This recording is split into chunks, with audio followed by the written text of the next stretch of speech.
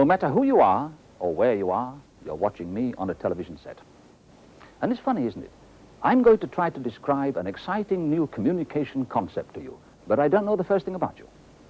I don't know how old you are or what you do for a living. I don't know whether you pick things up quickly or if you learn at a more relaxed pace. Maybe you prefer to skip over this introduction and go straight to the heart of the matter. Maybe pure technology interests you more than applications. If I knew these things, I might be able to communicate with you more effectively. What do you think? Well, of course, the truth is, I'll never know what you think, because this program only works in one direction. But today there are programs that work in two directions.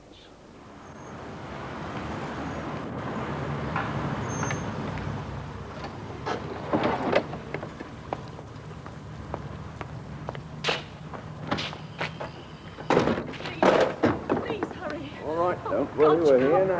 Please.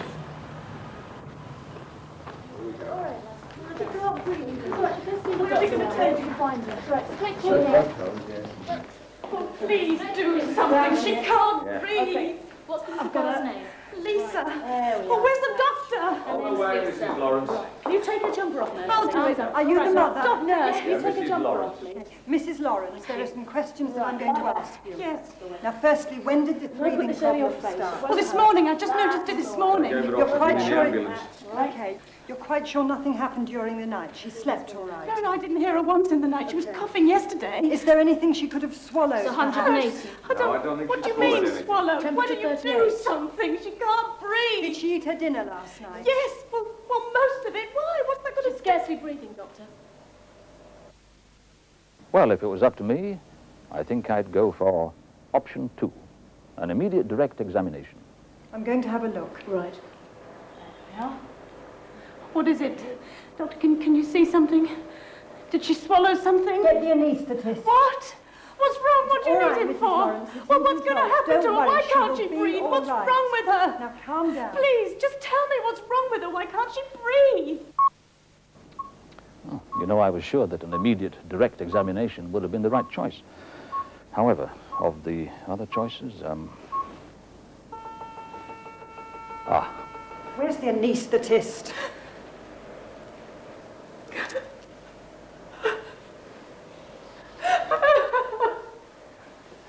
All right, Mrs. these programs are called interactive because they allow interaction between the person watching the program and the program itself. So not only does the program set out to influence you in some way, but you have the opportunity to influence the shape and course of the program. Usually we speak of the audience for a film or television program, but because audience implies a body of passive spectators, it isn't appropriate for interactive programs which demand participation.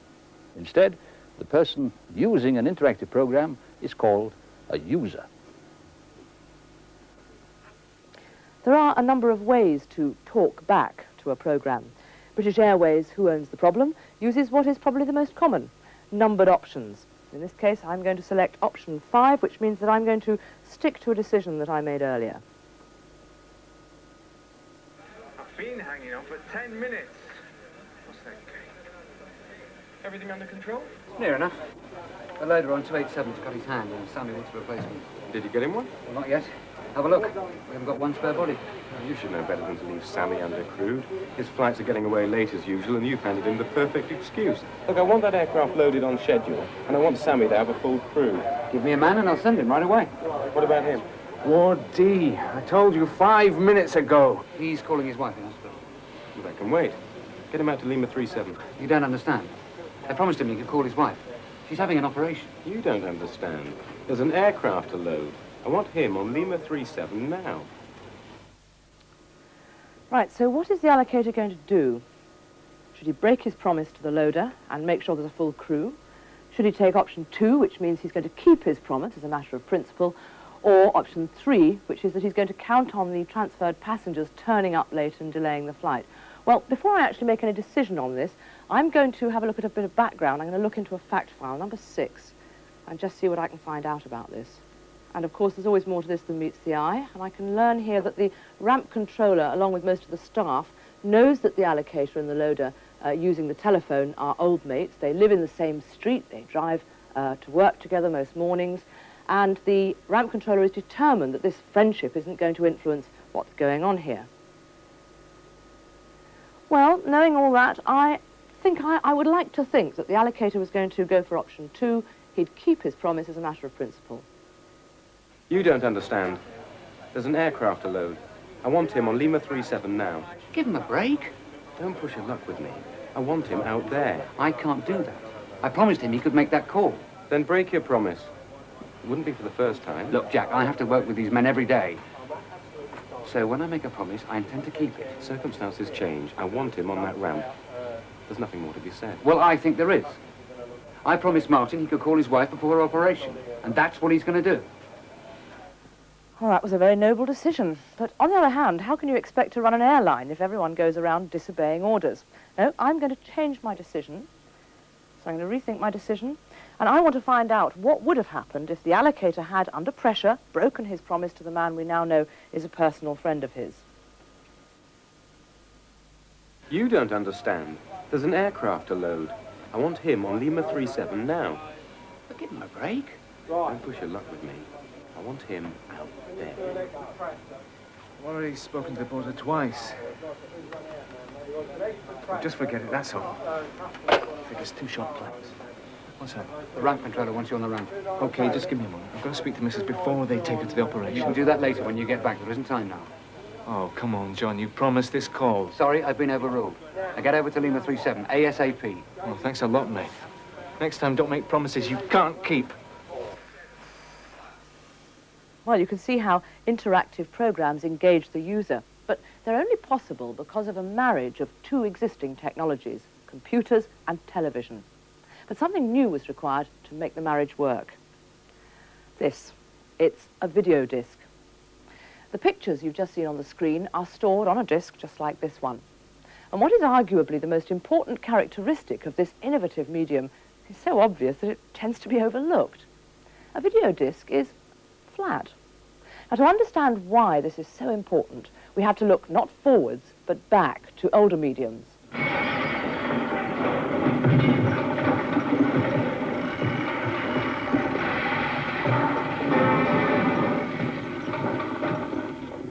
Right from the earliest days, audiences have responded to the spellbinding possibilities of motion pictures. And generations of producers have used that power to entertain, to inform, to motivate, and even to control. And television was a natural successor to film. It allowed the power of motion pictures to come right into our homes. To a large extent, television producers have used their medium in the same way that filmmakers have used theirs, for drama, comedy, news, documentaries, and advertising. And film and television have something else in common. They're both linear mediums. To make a film, you cut a number of scenes together, one after the other. The audience sees those scenes in exactly the same order as the editor cuts them. Once the film's laced onto a projector, it can run only at one speed and in one direction, forward. It would take about 20 minutes to watch this 2,000-foot roll of 35mm film. Well, here in the cutting room, the film editor has more control than a cinema audience. Using this simple mechanical device, he can wind to a scene in the middle of a roll, at least as fast as he can move his arm. Even so, it could take him around 2 minutes to get there. Most television programs are recorded on machines like this one, and there's enough tape on this spool to record about half an hour of moving pictures. Well, video editing requires much more sophisticated equipment than film editing. From here, the editor can remotely control the video recorder we've just seen. And even though videotape is transported by powerful motors, the video editor will still have to wait the better part of a minute for the machine to wind to a scene in the middle of a half-hour tape. Well, this is the style of video cassette player that's used in business and in industry, and it takes this machine 47 seconds to spool to a scene in the middle of a half-hour program. And this VHS player, this is the sort that can be found in millions of homes, this machine takes 18 seconds.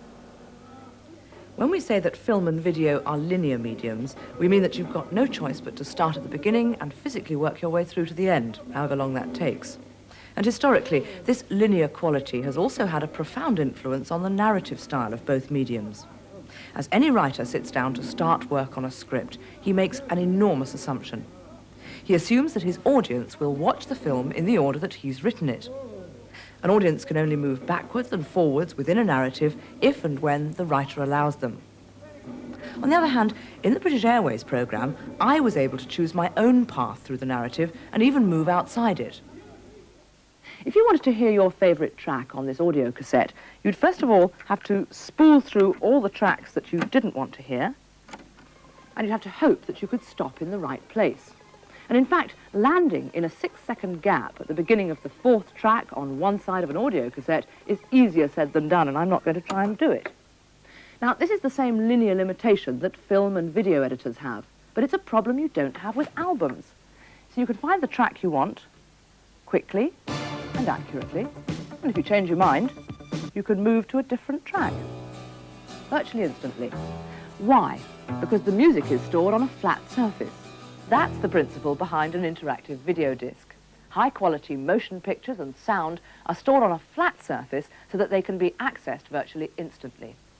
But while there's usually only 6 or 7 tracks on an LP, there can be as much as 37 minutes of motion pictures on one side of a video disc, often divided into 50 or more modules or chapters. What's needed is a foolproof way of identifying each destination on the disc. Now, every second of television is broken down into 25 frames. On a video disc, each of these frames is given its own electronic address.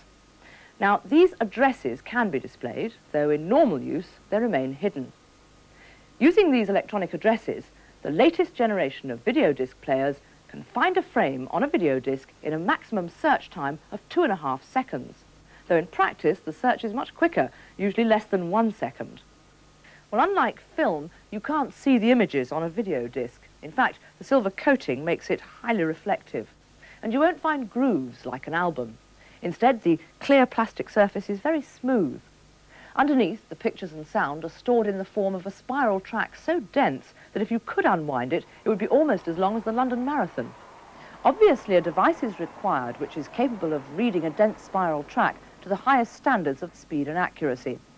Well, could anything be better suited to the task than a laser beam? The video disc is read optically by a laser, and as a result, there is no physical contact between the reading mechanism and the video disc. Even so, the laser's path along the spiral track is so accurate, it's equivalent to driving a car through a tunnel at more than 100 kilometers per hour, with only 1 millimeter clearance on either side. What is becoming obvious is that a video disc is an extremely dense storage medium. This is the cinema film and broadcast videotape equivalent of one video disc. Now, another feature of a video disc is its ability to reproduce a still frame with exactly the same picture quality as a moving picture. And this means that you can use a video disc to store still photographs as well as moving pictures. And you can browse through them one at a time, rather like the pages in a book. And because the laser makes no physical contact with the video disc, you can look at a still frame for as long as you want without wearing it out. Still frames offer a range of intriguing possibilities which has hardly been tapped. This motor mechanic is using still frames to learn how to maintain the new Jaguar models. Try putting it on, London. I think you have to come down a bit. That's it.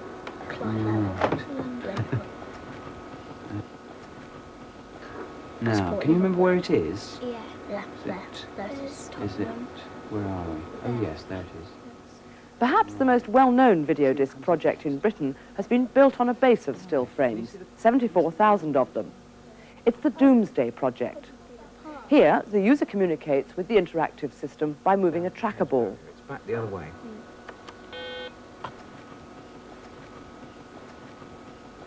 Why don't you tap in White Hart Lane? Great. So, just how much information can a video disc hold? Well, there are 694 slide carousels here. Each holds 80 slides, 55,500 photographic images, and you could store each and every one of them right here. And the same amount again can be stored on the other side. Quel magasin cherches-tu? Now, he's asked you there which shop you want. Number 3, please. Épicerie. Pardon, monsieur. Il y a une épicerie près d'ici? Oui, il y en a une dans la rue Saint-Sauveur. Tu prends la 3e rue à droite et l'épicerie est sur la droite. Right, so the third, I think it's right on Third on the one. right. Mm. And then Where was the second shop? on the right or something. Well, just imagine if you were there. On the subject of language, one of the interactive video in schools projects sets out to test the ability of interactive video discs to help children learn French by simulating a visit to a French town. Is that one? No? Should we have a look? Yeah. No. No. Okay. This is the news agents, yeah? The librairie. Yeah. Yeah. Go in? Yes. Bonjour, qu'est-ce que tu cherches? Un journal? Des cartes postales? Des timbres? Ou un guide touristique? Go for newspaper. No, we're supposed to be buying stamps. Why should we give in to them? Why can't they just stick cotton wool in their ears or something? You don't want to be responsible for people losing their sleep now, do you? Responsible? I'm not responsible. I put notes in the letterboxes, two there, one above me, and even one behind me. They were given fair warning. I remember you've been asked already to be someone who has made the complaint. Isn't that right? Mm-hmm. Who would like to take on that role? I'll do that. Richard. Good. So you're the person, Richard, who has made the complaint. What you now have to do with Natasha, she will be your partner, and you tell her whether you're satisfied or not with the way your complaint was handled by the police officer and what actually happened at the door and so on. Okay.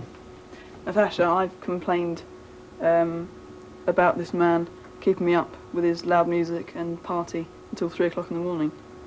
Did you get any warning of this at all? The man put notes through my door, and I didn't. The Northern Ireland IVIS project has an entirely different aim. Their video disc is a classroom resource that sensitively challenges young people's views and opinions within the security of a group of their peers and under the guidance of a teacher. So, we have a non-linear medium storing pictures and sound which are read by a laser under computer control, which means that for the first time, random access to moving and still pictures of the highest television standards is possible. Let's look at another application of this new technology. In a program called Slips, Trips and Falls, designed for on-site safety training, the user is first introduced to characters and later has a series of opportunities to influence their work attitudes. In doing so, the user actually controls whether or not the characters become involved in accidents, providing the user acts soon enough. Communication with the interactive system is by means of a mouse, one of the most friendly input devices.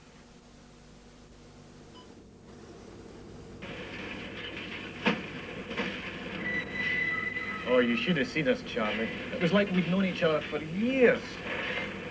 Oh, hi, Stevie. Oh, well, you know how it is. We just got on straight away. No chance of you just getting on with this. You know, I'd really like you to meet her.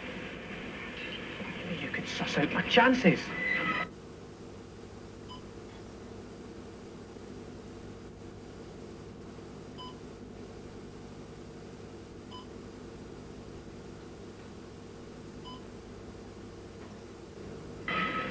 Not all that doing your work. I'm getting your girl for you now. She's got to you, my son. I've never seen you like this before. I've never been like this before. I'm telling you, man, she's magic.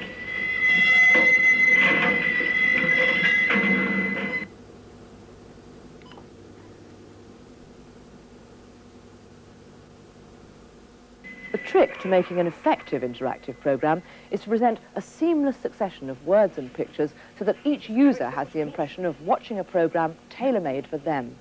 But there has to be more going on here than meets the eye. Well, this is a flow chart, though obviously we've drawn it larger than life. It's something familiar to anyone who's involved in designing computer programs. This is how the makers of interactive programs map out all the elements and all the possible routes in an interactive program. This is actually the flowchart for part of the British Airways program that we saw earlier on. At the top of the program, in the video chapter up there, the user gets the opening action and learns that a piece of equipment used to load an aircraft is damaged and possibly dangerous. The loading team have asked for a replacement, but the allocator tells them there are none. Now the user is presented with this menu, which for our purposes is represented by the pink square and is generated by the computer. And it gives the user three options. The user can choose whether to look at pictures of the crew working with the damaged equipment, refusing to work with the damaged equipment, or going over the allocator's head. And this diamond is the symbol for that decision point. Now, in this case, those options lead to 3 video chapters, which are stored on the video disc. Let's say the user chooses option 1. The crew will work with the damaged equipment. It works. Well, that's something, isn't it? They're playing my song. Yeah, you hold on. Someone's going to really come unstuck here. I'll see what I can do about it. 287, apron base. Apron base, go ahead, Sammy. Yeah, I've got a sick cargo king, John. I snagged it yesterday and it's still on the patch. Spend your mind to getting us another one, will you? You know the drill, Sammy. He takes what he gets and he makes the best of it. Ah, stop teaching me to suck eggs. Look, I'm saying this is a dangerous piece of equipment. I believe you, but my hands are tied. Look, tell the lads to watch out. Then when you finish this load, get it over to MT. That's my best offer. Oh, I'll report it all right, don't you worry. And thanks, John. I owe you one. Now, watch your step, Sunshine. That is the only working cargo king left in the known world. Well, now the user is presented with another menu. The user can choose to look at 3 different consequences of the decision. And here we can see that one is computer-generated text, while the other 2 are from the video disc. Another option, of course, is to ignore the consequences and move straight to the next video disc chapter. This lot for me? Got your name on it. And they transfer first-class bags. Oh, good. That's all I needed. Sammy, I've done the ending. Oh, my God, you have, haven't you? Here, Brian, get him over to medical quick and get back as soon as you can. A flowchart allows program makers to design and assess interactive possibilities long before the expensive process of filming has begun. And later, the flowchart provides the computer programmer with a sort of bird's-eye view of the interactivity, so the programmer can create a programming structure that will realize the maker's design. And of course, all this happens behind the scenes and is invisible to anyone using the program. Usually, a designer's goal is to give each user maximum freedom to use available material in the way that suits them individually. One video disc, called Stress at Work, uses a very complex computer program to make moving around the material as simple as possible for the user. Not directly. It says there's a possibility of some of the desk editors being reallocated to assist the special projects editor. But that's a whole new area. What happens if they don't measure up? Who's kidding who? It's the chop. All right, then, yes, there is a possibility of some job losses at that level. I don't believe I'm hearing this. And when am I supposed to tell my staff of these redundancies? Now or later? Later, I think. But, look, there's no... Makepeace & Co. is a long-established British publishing firm which has just been taken over by a progressive American company. The change places Makepeace's employees under considerable stress. The design of the program allows the user to leave this important and revealing meeting to learn more about any of the characters. In this case, the user chooses Bernard and has an opportunity to visit his home and see both his personal and work records. As fascinating as that may be, we're not just going to leave you to get lost amongst the files. You've got to be systematic about the way you use them. The files are there for you to test out ideas and hunches about your character. The retail industry is quickly learning the benefits of interactive video discs for point-of-sale and point-of-information applications. This bright blue system is Lisa, Littlewood's interactive shop assistant. Unlike the other interactive programs we've looked at, this one features a touch screen for user communication. By pressing the P symbol. To move on... By interrupting an invitation loop, the shopper can access a number of product lines. Details and prices then become available on the screen. Coordinated ranges of bedding and furnishings. Lisa can even print out price lists for the shopper to take away. And all in complementary colours. Compared to the more established mediums of communication, these are early days for interactive video disc technology. Even so, it's already a proven tool across a wide range of applications.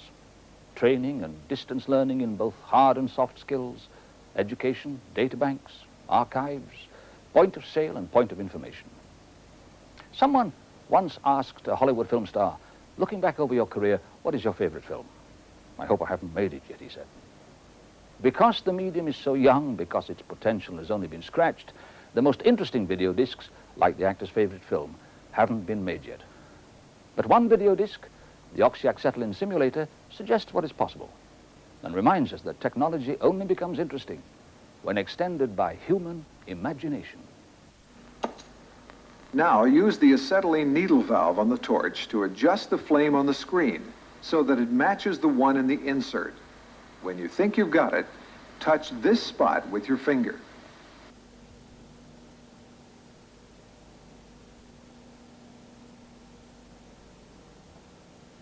Good. Okay, now it's time to add oxygen with the oxygen needle valve. Touch this spot with your finger when you think you've matched this flame.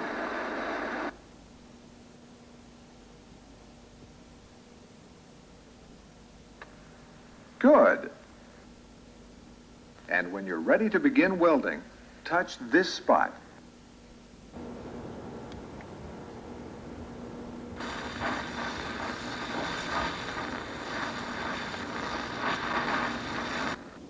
When your cone gets too close to the puddle for too long, the puddle grows larger and more intense. And if not corrected immediately, the puddle will burn through. Better start again. Okay, anytime you're ready.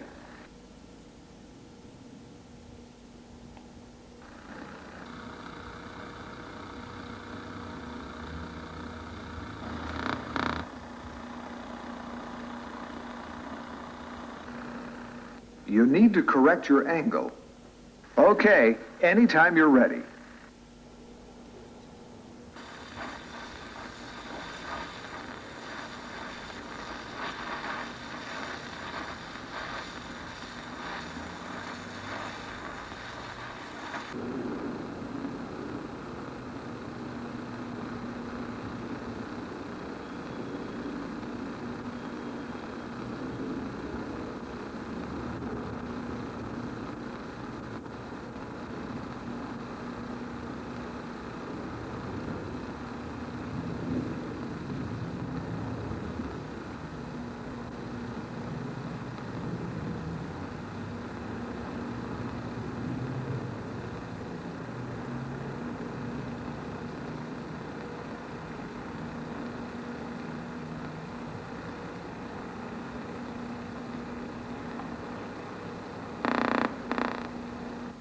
Excellent. You've done a good job, and now you can move on. But first, you'd better shut down the system.